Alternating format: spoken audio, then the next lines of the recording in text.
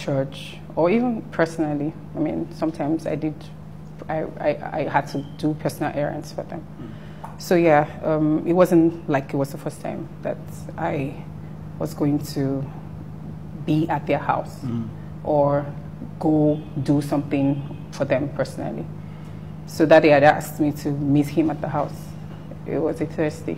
Well, he had asked me to meet him at the house on Thursday morning.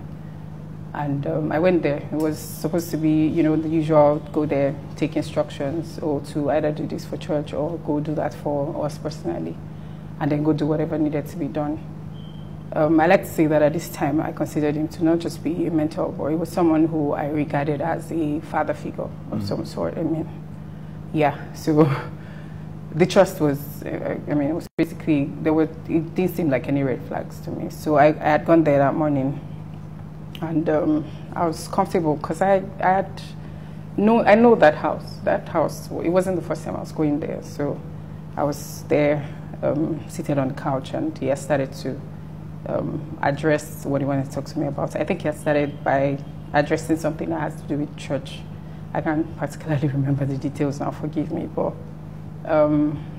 things moved pretty quickly from then to, because it was a long couch, and I was seated on the couch, and then he came and sat on the couch as well. But maybe just a few, you know, there was a little space, so it wasn't like he came on directly and I was alarmed or anything. So yeah, and then everything pretty much moved quickly from there, because he started trying to pull me into a hug, and then of course trying to kiss me, which I found shocking. It was I don't know, maybe one of the most shocking things that I've had to experience, because I've known this man for such a long time. I'd known him not just as a mentor, but as a spiritual leader. I've heard him preach, I've heard him talk about, you know, God, and there I was about to witness what would seem like the complete opposite of everything that I thought that this person stood for. So yeah, all I can remember is saying, you can't do that, you can't do that, you have to stop. Like, I remember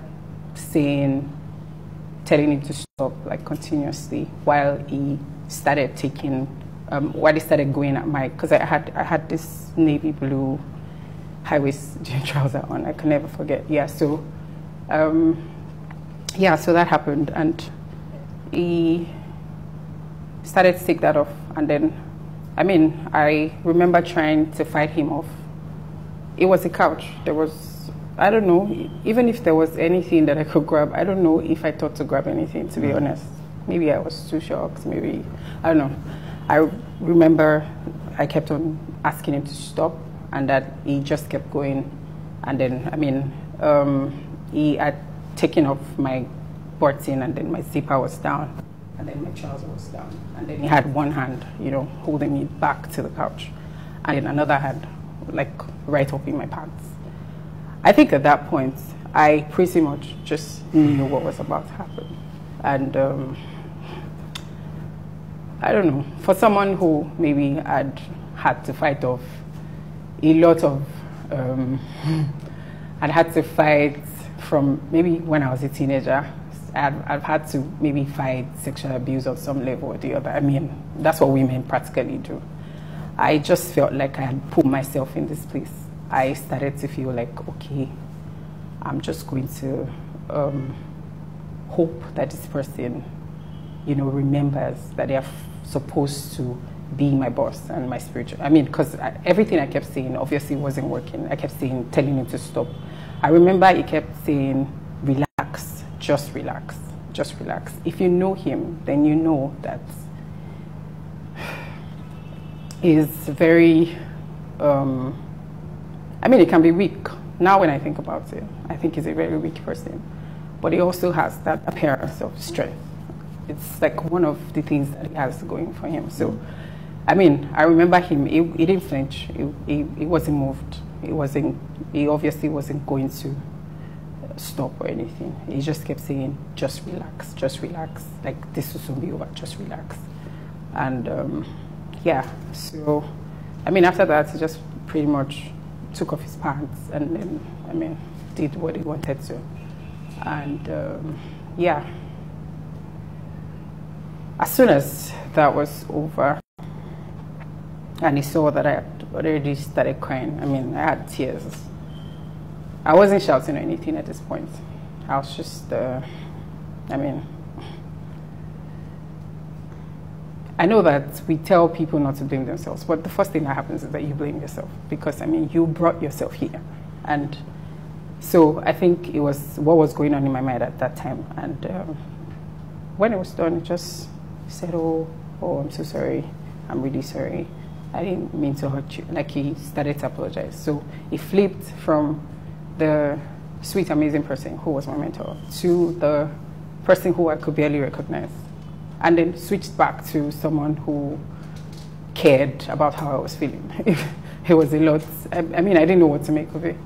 I didn't know what to make of it. But I remember that for the first time, I saw a completely different person from who we all knew or who I thought I knew.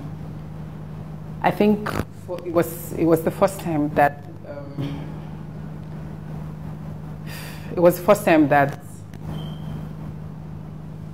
I saw him as someone who just only showed you what he wanted you to see. So with him, what you see is not what you get. Why I say that is because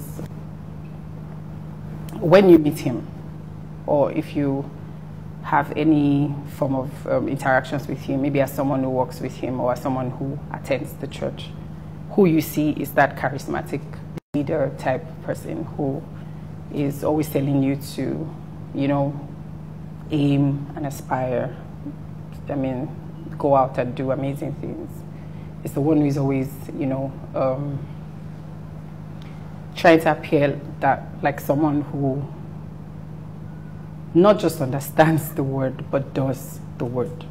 But the person I met that day was different. It was a completely different person. And even though he apologized, I think I left that place vowing to myself to never speak about it.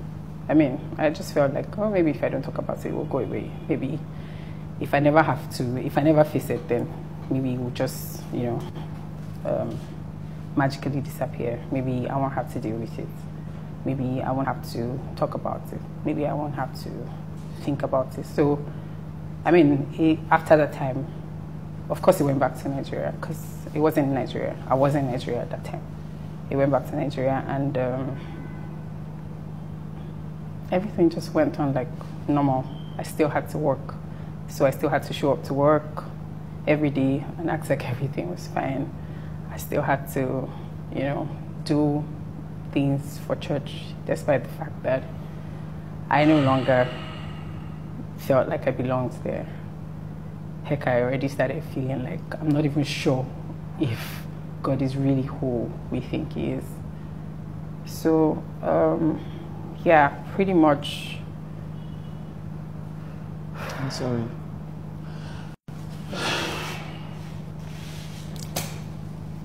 So, what we're talking about is rape. That's what it is. I didn't go there to have sex with him. I didn't ask to have sex with him. I told him to stop on countless occasions. Yes, you told, yes. Yes. It was not, there was no consent. I didn't give my consent. Yeah. And I feel like that has to be clearly stated. Yeah. I didn't give my consent. Yeah. I didn't go there to have sex with him. I didn't come on to him. As a matter of fact, I never saw him as anything other than my pastor, a mentor. Mm. Yeah, so I didn't go there to have sex with him. I didn't go there to, yeah. And he pinned you down, you know, as you were saying. Yeah. When this was, and I'm sorry to go through these things, because these are terrible experiences. But it's important for people to, I think, understand how these things happen. So first and foremost, you were in this situation where you couldn't even leave. You were working for him. You were in the house. You were alone, and you had made it clear. You know, not that it would have mattered, but you had made it clear. Stop. Yeah. And you had tried physically to get him to stop. Yeah. But he didn't stop. No, he didn't. He just told you to relax. Yeah. He just kept saying, relax, relax.